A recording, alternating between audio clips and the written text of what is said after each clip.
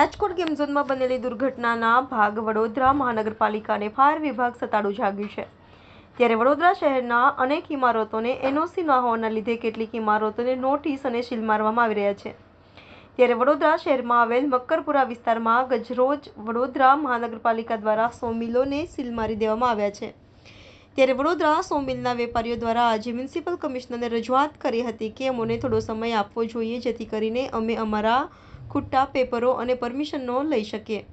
અચાનક જ વડોદરા મહાનગરપાલિકા અને ફાયર વિભાગમાં જ્યારે કોઈ ઘટના બને છે ત્યારે જ જાગે છે, તેના પહેલાં તંત્ર ઘોર નિંદ્રામાં હોય તેવું લાગી રહ્યું છે અને ક્યાંક ને ક્યાંક અધિકારીઓ ઘોર નિંદ્રામાં હોય તેવું લાગી રહ્યું છે અને ક્યાંક ને ક્યાંક અધિકારીઓ અને ફાયર વિભાગના અધિકારીઓની મિલીભગત પણ સેવાઈ રહી છે, જેને લઈને વડોદરા 100 મિલના વેપારીઓ દ્વારા આજે વડોદરા મહાનગરપાલિકાની મુખ્ય કચેરી ખાતે એકત્રિત થઈ ગયા હતા અને મ્યુનિસિપલ કમિશનરને રજૂઆત કરવામાં આવી હતી। વડોદરા 100 મિલ એસોસિએશન વડોદરા શહેર વિભાગ તરફથી અહીંયા આવેદનપત્ર લઈને અમે આવ્યા છીએ અને કમિશનર સાહેબને આવેદનપત્ર આપવા માટે આવ્યા હતા। અત્યારે કમિશનર સાહેબને અમે આવેદનપત્ર આપ્યું છે અને અત્યારે અમારી 100 મિલો કોઈપણ જાતની નોટિસ આપ્યા વગર અને 100 મિલોમાં સીલ મારવામાં આવી રહ્યા છે। એમાં મકરપુરા વિભાગની 100 મિલોમાં ગઈકાલે મારવામાં આવ્યા છે અને આજે વડોદરાની વિવિધ અલગ અલગ વિભાગમાં પણ અલગ અલગ બોર્ડમાં પણ સીલ મારવામાં આવી રહ્યા છે અને સીલ મારવામાં ન આવે તાત્કાલિક અમને સમય આપો અને સમય સાથે અમે તમને 10-15 દિવસનો સમય આપશો તો અમે આ કાર્ય જરૂર કરી શકીશું। તો અમને સમય આપવા માટે આપણે અરજી કરી છે અને એ બાબતે મને કમિશનર સાહેબે આપ્યું છે કે ના તમારું એક માટે અમે વિચારીશું એ બાબતમાં। શું તમારી માંગ?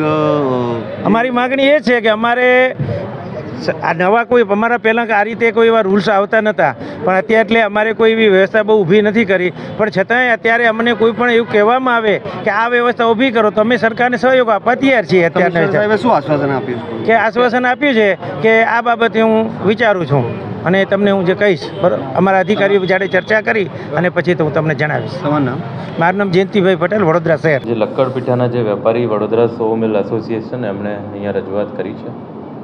એટલે જે લાકડાના પીઠા છે અને જે લાકડાના બેન્સા ચાલે છે એ સૌથી વધારે આગ કદાચ એમાં પકડી શકે, એટલે સુરક્ષાના કારણોને ધ્યાને રાખી કોઈ ફાયરની સુવિધા ન હોવાના કારણે અમે એમની જે લક્કડપીઠાના જે દુકાનો છે એમાં અમે સીલિંગ કર્યું છે। એ એમ કહે છે કે આ ફેક્ટરી એક્ટ હેઠળ આવે છે એવી એમની મુખ્ય રજૂઆત હતી। ફેક્ટરી એક્ટ હેઠળ આવતું હોય તો પણ જે ડાયરેક્ટરેટ ઓફ ઇન્ડસ્ટ્રીયલ સેફ્ટી અને હેલ્થ છે એમને કામગીરી કરવાની હોય છે। અમે એમને 24 તારીખે જ એક પત્ર લખી અને કીધું છે કે જે આખા સિટીમાં જેટલી પણ આવી ફેક્ટરી એક્ટ હેઠળ નોંધાયેલી જેટલી ફેક્ટરીઝ ઓર હેઝાર્ડસ ઓર વલ્નરેબલ ઇન્ડસ્ટ્રીઝ હોય એનું તમે એક ઓડિટ, સેફ્ટી ઓડિટ કરો। આ અમે 24 મેના રોજ જ એમને કીધેલું છે। એમનો રિપોર્ટ અવેટેડ છે। દરમિયાનમાં કંઈ પણ વસ્તુ ના થાય, કોઈ અઘટિત બનાવ ન બને એની માટે થઈને અને most vulnerable in terms of fire હોવાથી અમે એને સીલિંગની પ્રક્રિયા હાથ ધરી છે। અમે એને ગાઈડ પણ કરવાના છીએ કે કઈ રીતે ફાયરમાં સેફ્ટી એન્શ્યોર કરી શકાય। ડીસ અને ફાયરના અધિકારી બંને જઈને એમને ગાઈડ પણ કરશે, પણ કોઈ અઘટિત ઘટના ન બને એની માટે થઈને આ પગલું કરે।